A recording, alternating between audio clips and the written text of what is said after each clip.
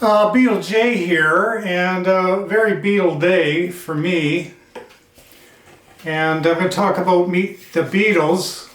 Now, my first copy of the record I got a couple of years ago. This is, I guess it was the first album of England's phenomenal pop group. And this is a North American release. Now, this particular one is a reissue. It's on the Capital Purple label. And this particular record, I guess I got it in the early stages of me putting together my Beatles collection. Meet the Beatles is a studio album by the English rock band The Beatles. It was released as their second album in the United States. It was the group's first American album to be issued by Capitol Records on the 20th of January 1964 in both mono and stereo formats. It topped the popular album charts on the 15th of February 1964 and remained a number one for 11 weeks before being replaced by the Beatles' second album. The cover featured Robert Freeman's iconic portrait of the Beatles, used in the United Kingdom with the Beatles, with a blue tint added to the original stark black and white photograph. Okay, now we'll get to the main attraction of today's episode. What I have here is a first pressing of Meet the Beatles. Now, this is a Japanese release, and this particular album was the first album to be released by the Beatles in Japan. And considering this is nearly 60 years old, it's in phenomenal condition. It's a laminated finish. It's quite beautiful, actually, and same iconic photo. And you just notice the lettering here is a little bit different coloring. And it's released on the Odeon label. And the lyric sheet has the lyrics in English, but the titles have been translated to Japanese. And what made me want to get this record is the fact that it was pressed on red vinyl. This red vinyl goes under the trade name of Everclean, and you can tell it's an original pressing due to the fact that it's got long playing on the label.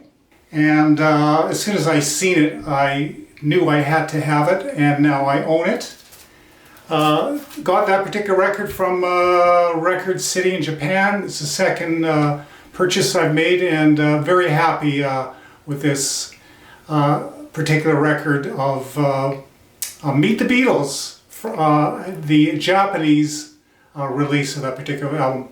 Toshiba released the first Japanese record featuring the Beatles in 1964.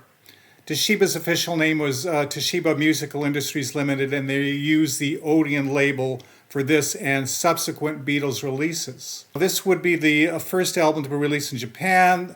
The Japanese version looks similar to the US version, but has a different track listing, a red and orange rather than brown and blue front cover, and a different back cover. Now I'll talk a little bit about the red vinyl. Besides good sound and quality printing, Japanese records also offered some other things of interest to the collector. One of the primary manufacturing companies in Japan, Toshiba, pressed a lot of their records on red Everclean vinyl starting 1958. While these pressings were not pressed as collector items, these red vinyl pressings are more sought out by collectors than their black vinyl counterparts. The Everclean vinyl was designed to be less prone to collecting static electricity and dust than the more common black vinyl. And I'll be honest with you, that's why I sought out this record, because of the red vinyl. The Obi, Hankaki Obi, was made from a thin paper stock. It is white in design and with dark blue Japanese text. It also featured the Odeon logo, catalog number, and price information. While most Japanese records feature local music, a lot of music fans, they're like foreign music as well. The language barrier in Japan presented a problem. Should foreign album covers be changed for Japanese albums? The solution was met with the belt or obi sash. The obi is basically just a strip of paper, usually about 2 inches wide, that wraps vertically around the album cover, containing information about the artist and album in Japanese.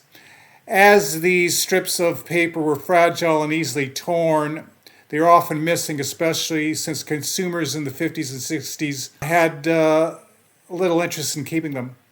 Finding Japanese records made prior to 1970 that still have the obi intact can be quite difficult to find, and the value of a Japanese record with an original obi significantly increases the value of the record. Anyways, peace out from Canada. Long live the Fab Four.